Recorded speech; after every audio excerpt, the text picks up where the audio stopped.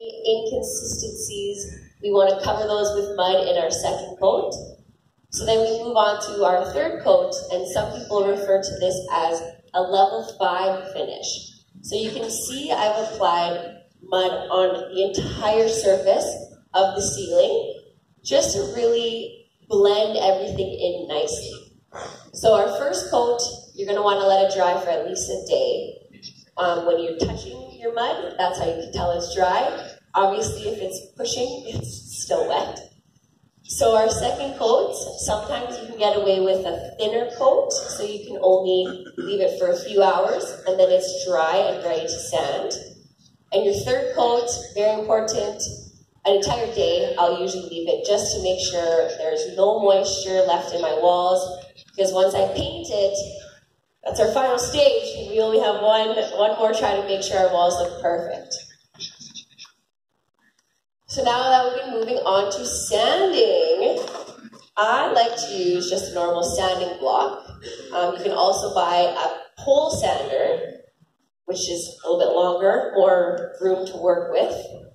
So I enjoy these sponges with the long side on there, so you can get into your angles really tight and make a nice crisp line.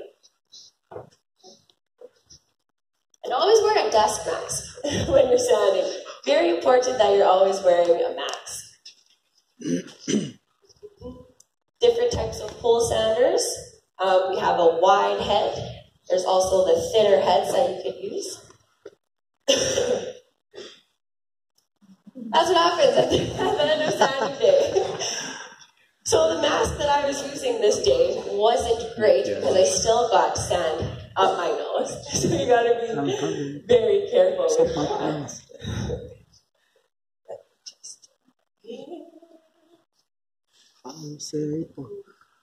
So after we're done sanding, the paint will go on the wall, and then we will come in and we'll do our checkout. So when I'm doing a checkout, I take a bright light bulb and I stand as close to the wall as I possibly can to make sure I'm seeing any of the inconsistencies. And at this time, I will take my knife with some mud and I will put mud on every single one of those spots that doesn't look good. So when I'm finished and that's dry, I go and I sand all of those areas so that the painter can come back, paint the wall, and everybody's happy. So I've worked on numerous different jobs over my career. Sometimes I'll go to a job and I'll do everything from the framing, boarding, taping, mudding, painting. But sometimes I get to go in and just do drywall, just throw mud on the walls. So using scaffolding, large ladders, lots of different bakers that you can use, and the stilts that I was wearing are very helpful to get to high areas. So here's an office building that I was doing. There is a version of taping called fire tape, where you don't actually have to do any of the coating. You just need to put your mud and your tape on the wall, just to help prevent, if there's a fire, it'll give you a little bit more time to evacuate before the smoke gets to you.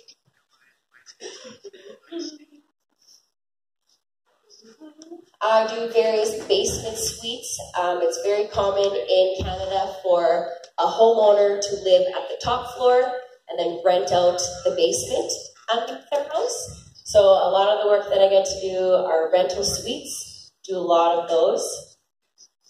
Super nice houses. Canada is kind of, where I live would be middle class, so I get to see some super, super nice houses, like this one, and then some little garages like this one.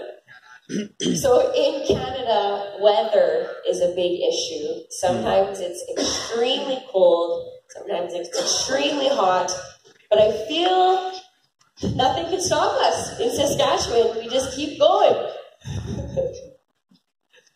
Just some more garages that I've been working in. The main thing I love about drywall is how big of a difference you can make in such a small amount of time using small amounts of materials. obviously. Always making sure I try to clean up after every job, scraping floors, sweeping everything.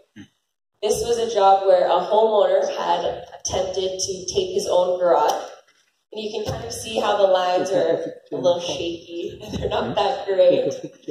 So that is all about using a knife and keeping our edges as straight as we possibly can.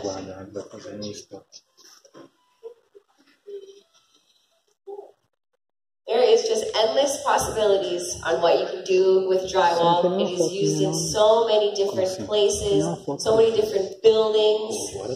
It is incredibly versatile. And you just gotta have a good time. You just gotta love it, have patience, and the walls are gonna look good as long as you keep putting mud on them. I did a few shoe stores. So this was a shoe store that I had finished. Some giant walls where, again, we're using our scaffolding and our scissor lifts and stuff like that. Super nice houses where you can put your corner bead. Corner bead would be on top of these to make it nice and square, and then they paint it to make it look like it's a beam.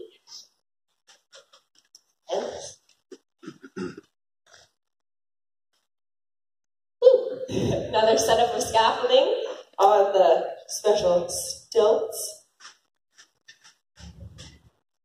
So there's millions and millions of jobs that can be created with drywall. It will include framers, it will include boarding, it will include taping, it will include painting. So there's so many different trades inside of this one trade that can just create so many jobs. And obviously I love it, so I think everybody else should love it too.